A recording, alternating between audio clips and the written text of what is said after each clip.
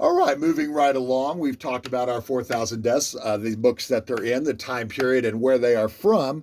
Now we're going to talk about what we can do with all that in order to kind of use them as a blueprint to study the history of this time, to discover any lost history, and also to kind of piece together any mysteries that are associated with some of the deaths listed in this book.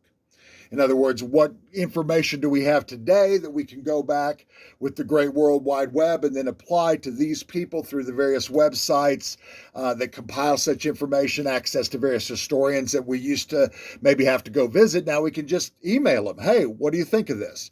And so we're going to begin to find this. Now, this is a time of a lot of land allotment, a lot of land theft, a lot of violence, a lot of growth in this area, a lot of struggle, I guess, for the American dream is happening in this area. And a lot of land is changing hands. And that is always a very interesting, set of people in one place, the haves, the have-nots, all struggling for.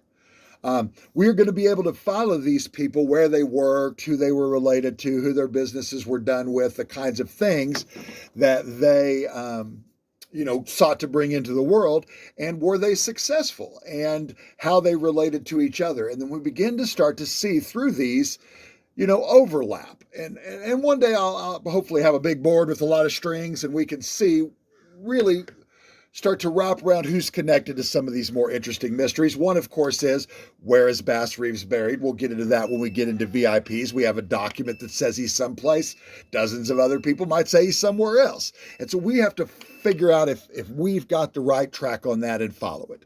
And then I'm going to move along to the next, which is how. How are we going to use this blueprint from a Muskogee County, 1910 to 16, in 3 county ledgers, registering 4,000 deaths? How are we going to follow them? What are we going to do?